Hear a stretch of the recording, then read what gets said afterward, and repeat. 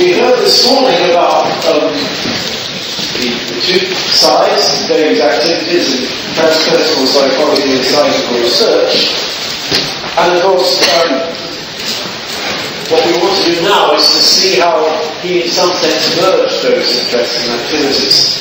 And I can think of no better person to do that than Chris Rowe, who is himself involved in both fields, you'll see in a very active way. Chris, he's a reader in psychology at University of Northampton, formerly UCN, now University of Northampton. And but he is also, of course, very active in the SDR. He's on the SDR Council for many years. In particular, he is the editor of the Journal of the Society of Psychical Research, which is a very serious job, which he does very well. But besides that, he's also on the committee of the Transpersonal Psychology. So he's, like David himself, he spans both these worlds, which is why he's so ideally suited to give this talk. I should also say that Chris plays an important role here. I think he's the program leader for the MSc in Transpersonal Psychology and Consciousness Studies, which is run at Fontana. I believe it is now the only university where such a course is run. I mean, Les Lancaster himself set up the Transpersonal Psychology and Consciousness Studies MSc at Liverpool, John Moores University, but now Chris is running the one in Northampton, which is at this stage now I think the only active one. So, and that was set up originally by Harold Waller. Many of you will remember he was in Northampton for a while, and he addressed the SKO as well. And now Harold sort of was instrumental in setting that up, but now Chris is the person who's taken on the primary role in running that. So I'm delighted to ask Chris to give his talk, which is entitled, and incidentally, we're now only running 12 minutes in our schedule, so we thought I'd go to lunch. Can someone stop the trumpet? The trumpet, please. I'm not usually heckled before I start. To give his talk, which is entitled Linking Psychical Research and Transpersonal Psychology. Thank you. I should begin by clarifying that Les Lancaster's MSc and ours are very different. Ours is Transpersonal Psychology and Consciousness Studies, while theirs is Consciousness Studies and Transpersonal Psychology. So very different things. It's a great honour to be asked to speak to you today on the topic of David Fontana's legacy. Other people have already spoken about the great contribution that he's made academically to both of these disciplines. I thought it important to also comment on his warmth and generosity. Certainly one of the conferences that I look forward to most each year is the Transpersonal Sections Conference, and it's certainly the conference that I invite my PhD students to go to first, because I know that they're guaranteed a very warm welcome. They're made to feel at home and feel energised to go to other conferences, kind of unnerved with that experience. And I think David Fontana was at the heart of that warmth that the Transpersonal section exudes. In particular, as you can imagine, David was always in great demand. Lots of people wanted to ask his advice on various matters. But at the section, he always took time to spot newcomers, young and old, people who were maybe a little bit lost, didn't know quite what was going on. And he used to take the time to speak with them, find out who they were, what their interests were, and to put them in touch with like-minded people at the conference. And I think that really is the character of the man, despite all the great demands on his time, that he always found time for the little people to make sure that they were looked after. He certainly was somebody who's had a great influence in both of these areas, and I think implicitly his agenda was to exercise some kind of rapprochement between these two disciplines, transpersonal psychology and parapsychology, or psychical research. I'm going to use those terms interchangeably, so apologies if that's offensive to some. They tend to be regarded as somewhat distinct, and I've been quite surprised when I've been to these different conferences, the SPR conference, the Parapsychological Association conference, and the transpersonal conferences, that there are relatively few people who seem to be at each of those events, that go to all of those events. It seems to me that there's a lot of common ground here, and there's a lot we can learn from each other, and hopefully that's the message in my particular talk, and I think is in the spirit of what David was hoping to achieve. I also wanted to say before I began that I think it's particularly fitting to be in an impressive space such as this that has a sense of the sacred about it. I think that also is at the heart of what David was trying to achieve, to have a sense of what the meaning of transpersonal and parapsychological experiences are for people, to understand them in the human context rather than as an opportunity to generate data. And again, I hope that comes through the comments I want to make. So what do transpersonal psychology and parapsychology have in common? Well, I think they both arose out of a response to this kind of a worldview. This is Charlie Tart, who quotes Bertrand Russell. Charlie Tart labelled this the materialist creed. And we'll see, hopefully, whether you agree with this. This would represent the mainstream materialist view of the nature of reality. That man is the product of causes which have no prevision of the end they were achieving. That his origin, his growth, his hopes and fears, his loves and his beliefs are but the outcome of accidental collocations of atoms. That no fire, no heroism, in intensity of thought or feeling can preserve an individual beyond the grave.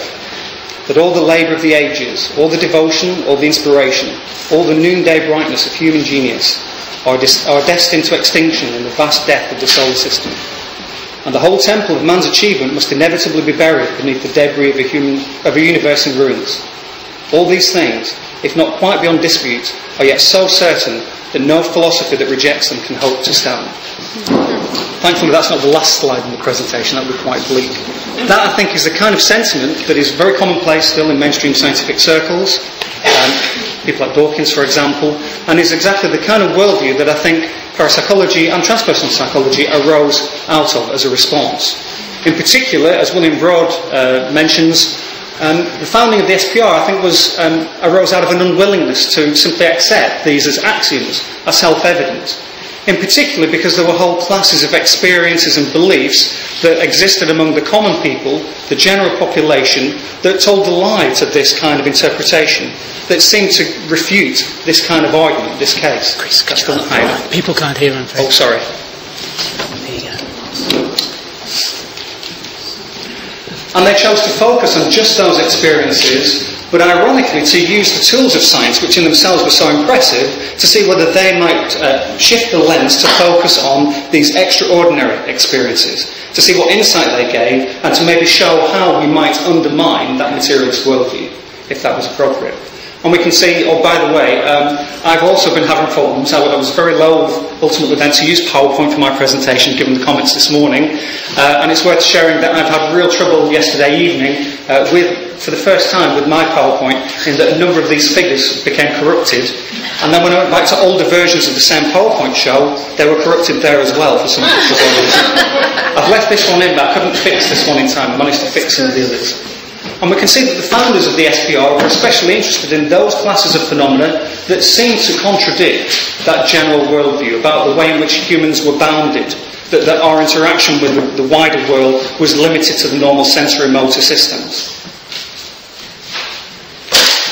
In modern terms, I think we still work effectively with the same kind of ambition. So a modern definition of parapsychology would be that it's a scientific study of experiences which, if they are as they seem to be, are in principle outside the realm of human capabilities as presently conceived by conventional scientists. It again hints at a transcendent aspect of humankind that we're not bounded in the ways that conventional science might suggest. And again, this is deeply embedded in people's experience. A majority of people report one or more of various paranormal types of experience, that they have deep belief in these, and often because they've had direct experience of them, or because others whom they're close to have had such direct experience. These are some data. You don't really need to be able to read these, but these are Maury polls. This shows that it's a UK-based thing. Very often people quote Gallup surveys from the US. The UK figures are very similar, and we can see that a third of people believe that out-of-body experiences are literally out-of-body experiences. That 51% of people believe that near-death experiences occur. That telepathy is possible is believed by approximately half of this sample across 2 time points. And these surveys are conducted in a fashion that allows us to generalise across the UK population, and these are reasonable estimates of the level of belief across the UK. As I say, these kinds of levels of belief fundamentally arise from people's direct experience. So when people were also asked, on what basis do you have these beliefs? Have you had a direct experience of these phenomena? We can see again that although the numbers inevitably are lower, we can see that significant numbers of people have direct or personal experience of a range of these phenomena that seem to be in direct contradiction to the conventional view of what we are capable of and the nature of our experience of the world. How does that compare then with a sense of what transpersonal psychology is? How might we define it? Are there distinctions there? Well, quite a famous definition comes from Walsh and Vaughan, and they describe transpersonal psychology as the area of psychology that focuses on the study of transpersonal experiences and related phenomena. These phenomena include causes, effects and correlates of transpersonal experiences and development, as well as disciplines and practices inspired by them. So we can see again there's the same kind of emphasis, a focus on understanding the experience. That's the ultimate arbiter of whether our theories or speculations are valid, is how well do they accommodate real people's direct experience. And if we want to understand what kinds of experiences we're concerned with here, they go on to define their experiences as those in which the sense of identity of self extends beyond the individual or the personal to encompass wider aspects of humankind, life, psyche or cosmos. So this is slightly grander in scope, but I think nevertheless we can see that it's likely to be speaking about similar kinds of experiences that suggest that this isn't it, that under particular or special conditions I can extend beyond those natural boundaries that usually seem to apply. Mike Daniels went on to see what kinds of phenomena are of interest to both areas, and this is the table of phenomena that he thought we had in common from his book. I've adapted this, given it a traffic light system, it's not come out too well. The green topics are the ones I certainly agree with. The amber ones are the ones that some might have an interest in, but the red ones tend not to be the subject matter of parapsychology or psychical research. So we can see that it's a healthy green colour here. We can see lots of areas where there is significant overlap. We're both deeply interested in channeling and mediumship experiences, or at the least we should be. Interested in near-death experiences for what we can understand about the nature of consciousness in those experiences, out-of-body experiences for similar reasons, interested in the whole issue of survival as indicated by, for example, reports of past life memories. Shamanic experiences are extremely interesting to us. Incidentally, the Parapsychological Association conference this year was held in Brazil, and there's a long heritage there of interest in shamanic experiences and shamanic techniques for inducing altered states of consciousness that allow access to a higher reality. There's a lot of overlap there with people like Stanley Krippner. Other phenomena are of less interest to us, so lucid dreaming in and of itself isn't particularly of relevance to parapsychology. Senses of presence would tend to likely have mundane explanations unless we see other phenomena that go alongside them. We're not interested in trance phenomena for their own sake, except insofar as they might give rise to psi-conducive states of mind. So states of mind in which other phenomena might also then come through. We tend not to be interested in auras and subtle energy systems, synchronicity, experiences of angels and so on. So we have a sense then that we've got two subject areas who in their definitions clearly have some overlap. In terms of specific topics, have some common areas that they seem to be interested in.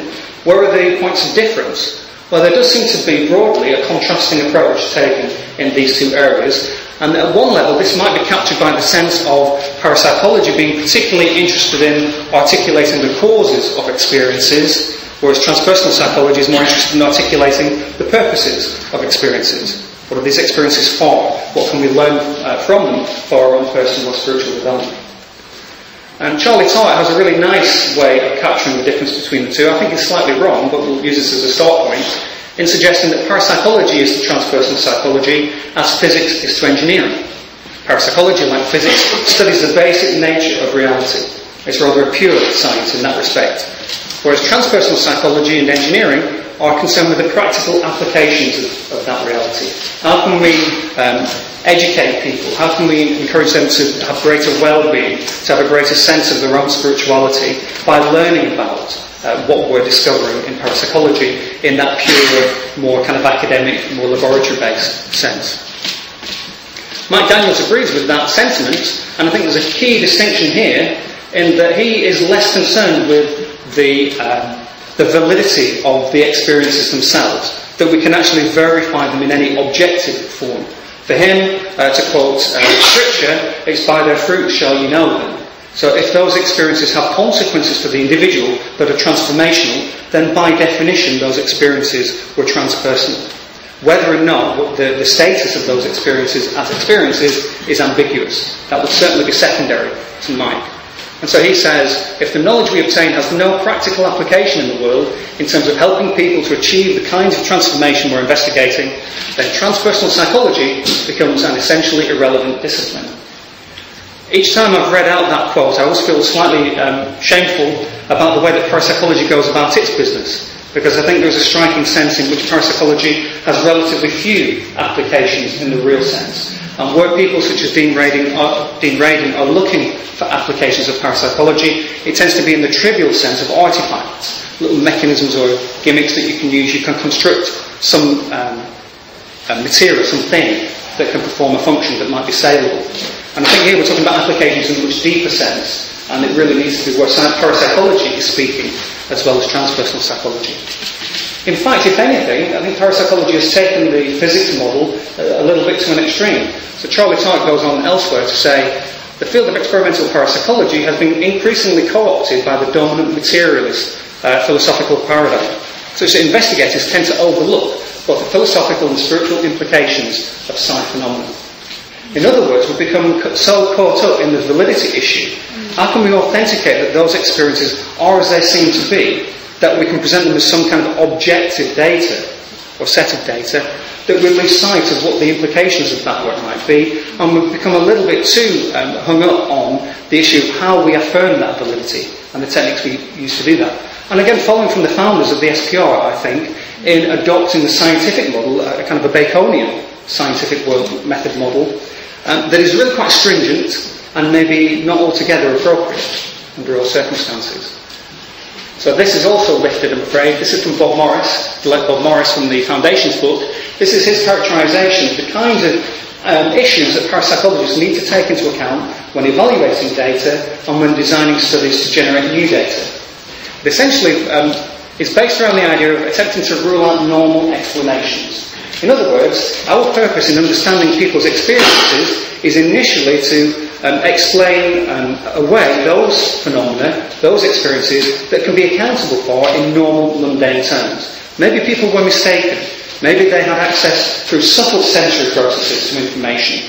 Maybe what we're witnessing is a coincidence. Maybe actually this person is being cheated in a Derren Brown kind of way, and that there was no actual paranormal phenomenon to explain. So over the years, parapsychologists, particularly in the face of extremely severe criticism from the mainstream, has become more and more defensive in terms of how we impose barriers to those normal communications. And that seems to be the main way in which we are designing our experiments, to ensure, for example, that the psychic's experience is completely separate from the target event, that there's no way that normal communication could happen, and that the precursors to those experiences are not shared.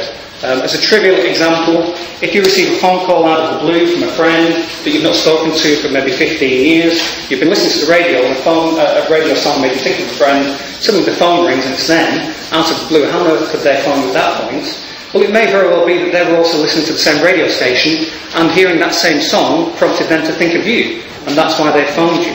So you've got a common antecedent